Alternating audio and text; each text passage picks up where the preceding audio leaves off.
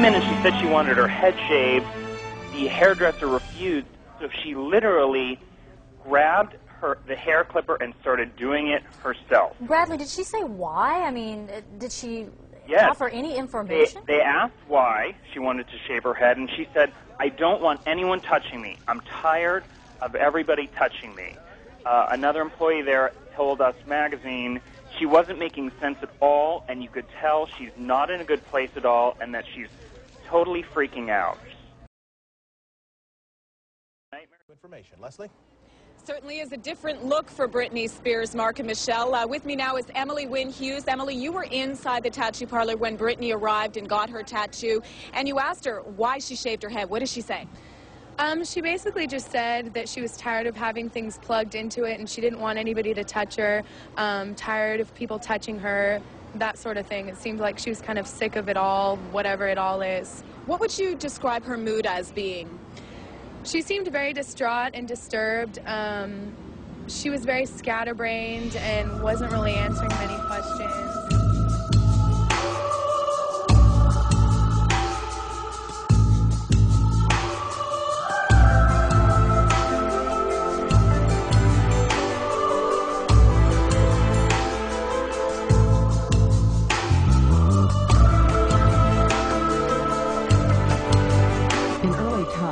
Evil spirits were thought to possess people and make them act in strange and frightening ways. By the 1800s, the study of this hysteria led some doctors to believe one person could have separately functioning personalities.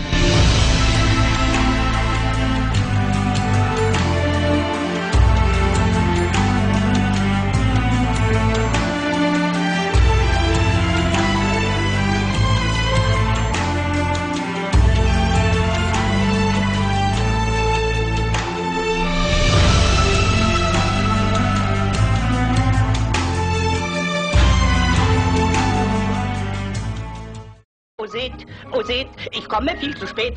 Grüß Gott und Dank, auf Wiedersehen, muss gehen, muss gehen, muss gehen.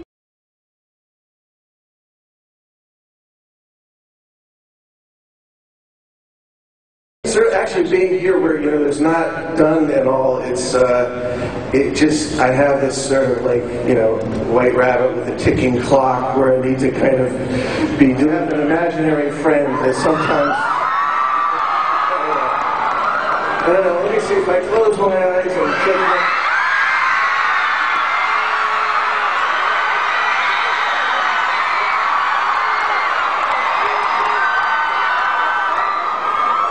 Tim Burton.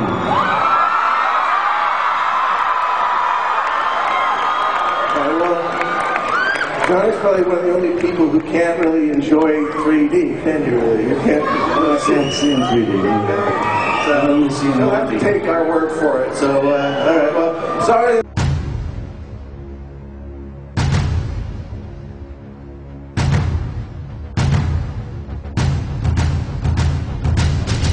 Have you seen the movie? No, I've not. I'm sorry, you've not seen the movie? Not just yet. And you're too busy to see it, probably? In a way, once my job is done on the film, it's really none of my business.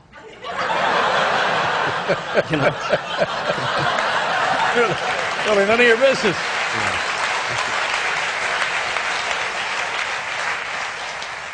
So you deliberately don't look at the finished product? Oh yeah, I stay as far away as I possibly can. Is that right? Yeah. If I can, I try to stay in as profound a state of ignorance as possible. Well, you come to the right place. You're exactly where you need to be. That's interesting. And is it, and forgive me, is it a little insecurity? Just, I don't like, I don't like watching myself. Yeah. I prefer the experience. I mean, making the film is great. Right. The process is all fine.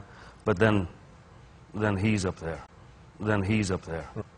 Then he's up there. Right. Dr. Green had electrodes on my body, including my head. He used what looked like an overhead projector and repeatedly said he was burning different images into my brain while a red light flashed aimed at my forehead.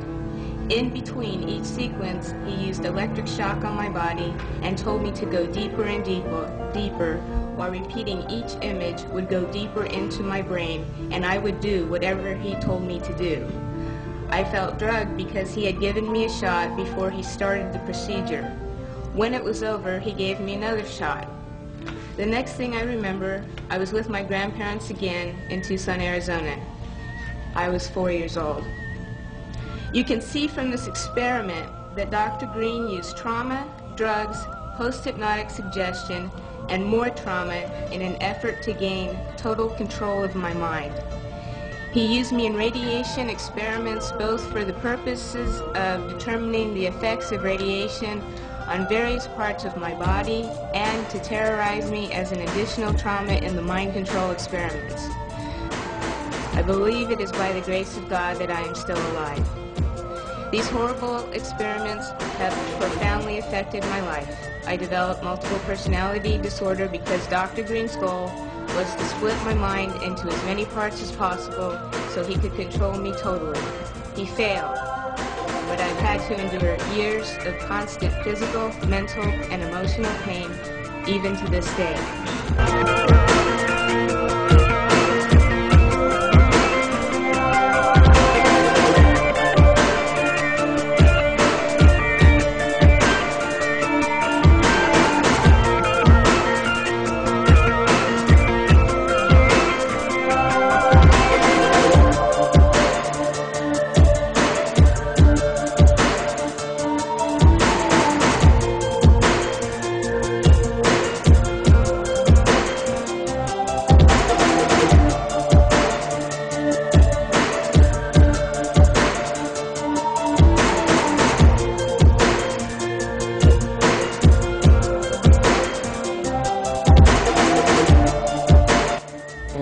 Here you see Bill Clinton.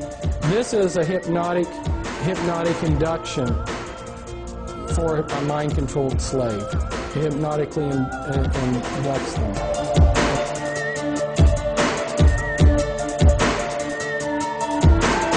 In covertly recorded off-air transmissions from the Bush-Clinton presidential election campaign in the 1990s, we can see that Bill Clinton was nothing more than a puppet to the puppet masters, which placed him in the White House. Bill Clinton's demeanor seems to be similar to a person who is under a hypnotic trance. Dear, I have to admit there is something sexy about his dangerous ways. Hold on a minute, that's Britney's voice, in my mind. If I can hear her voice in my mind... Britney!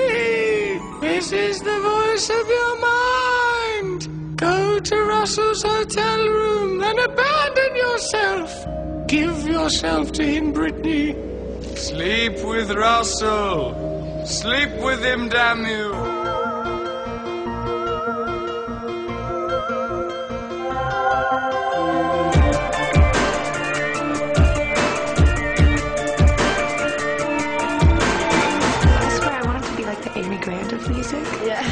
But it didn't work out, and so I sold my soul to the devil.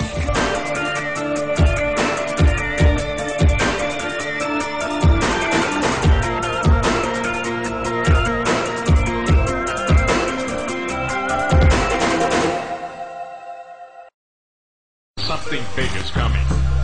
The works of the evil one are what we're going to talk about tonight, ladies and gentlemen, because this blood, Leviticus says the life is in the blood. Dein Mind Control Game bringt dir nicht ey. Ich kenne alle Episoden von Pinky und Brain. Ich verlink dich mit Hate, Schweinegrippe und Sass. Die ganze freie Welt steht gegen deine Sippe, das war's. Du fucking Illuminaten, NWO-Advokat, verkaufst deine Eugenikplan.